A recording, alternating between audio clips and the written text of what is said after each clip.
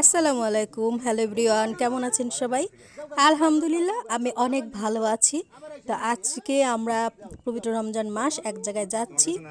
তো আমাদের আসলে গ্রামের রাস্তাটা খুবই খারাপ অবস্থা।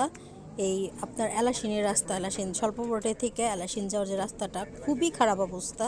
তো এই দিক দিয়ে আমরা খুব কম চলাচল করি, চকতলের উপর দিয়ে মানে আমরা চলাচল করি, কিন্তু এই রাস্তার আসলে কাজ চলছে। তো এই সম্পূর্ণ রাস্তা পাকা হয়ে যাবে, একদম ঠিকঠাক হয়ে যাবে।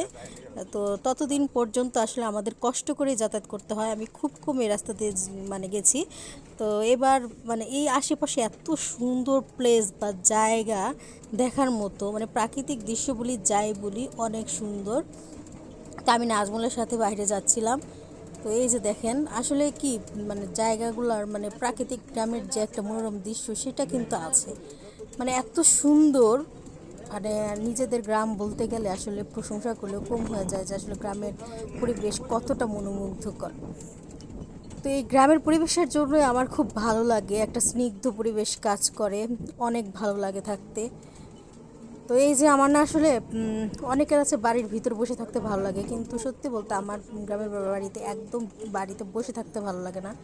আমার প্রতিনিয়ত মন চায় যে বাইরে ঘোরাঘুরি করব, প্রাকৃতিক দৃশ্যের মাঝে থাকবো, বিভিন্ন জায়গায় ছুটাছুটি করব। মানে আমার কেমন যেন উড়ু উড়ু মন কাজ করে গ্রামে আসলে।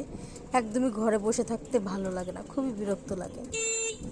আসলে গ্রাম মানে মনে হয় যে ঘুরে বেড়ানো, গ্রাম মানে মনে হয় যে প্রকৃতির মাঝে নিজেকে দিয়ে দেওয়া, এরকম লাগে। তো আসলে বাড়িতে বসে থাকতে থাকতে একঘেয়েমি একটা ভাব চলে আসে। তো এর মধ্যে দেখেন একটা জিনিস যে রমজান মাস, তা আল্লাহর কি রহমত, সেই দিনও দেখলাম বৃষ্টি হলো, রাতটা ঠান্ডা হয়ে গেল। আর গ্রামে কিন্তু একটা জিনিস যে দিনের বেলা গরম যতই থাক, রাতে কিন্তু একদম ঠান্ডা পড়ে যায়, মানে সন্ধ্যার পর থেকে কোনো মানে গরমের অস্তিত্ব খুঁজে পাওয়া যায় না। এটা কিন্তু একটা সুবিধা যে রাত্রে মানুষগুলো মানে কর্ম শেষে শান্তিতে ঘুমাতে পারে। আর এই শান্তিতে ঘুমানোর জন্যই কিন্তু মানুষ সারাদিন এত পরিশ্রম করে, তাই না?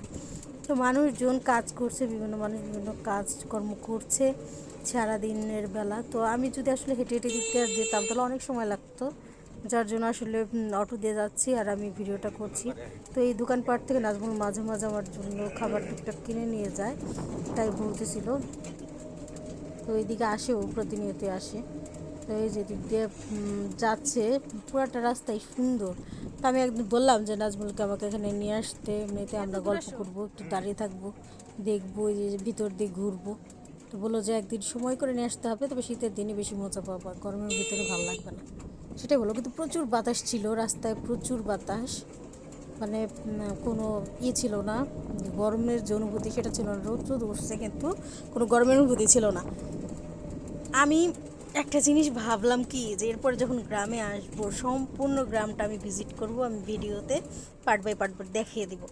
আসলে এইবার আমি তেমন ঘুরতে পারি নাই, কোথাও বেরোতে পারি নাই, শারীরিক অসুস্থতার কারণে সারাক্ষণ আমি বাড়িতে বসেছিলাম। আর আমার কাছে মনে হয়েছে এই সারাক্ষণ বাড়িতে বসে থাকাটা আমার কাছে খুবই বিরক্তিকর লাগছে। মানে একটা মানুষ যদি সারাক্ষণ আসলে ঘরের ভিতর বসে থাকে, তার আসলে কতটুকু টাইমই ভালো লাগবে, ভালো না লাগারই কথা। তো আমি, নাজমুল আমাকে নিয়ে বের হতে চাইলেও আমি তেমন বের হই না, কারণ হচ্ছে শরীরটা ভালো থাকে না। তো আবার নাজমুলও কত সময় আমাকে নিয়ে বের হয় না, বলে যে এত গরমে যে আরও অসুস্থ হয়ে পড়বা। মাঝে মাঝে বলে যে চলো যাই, তো যদি পরিবেশ ঠান্ডা থাকে তাহলে।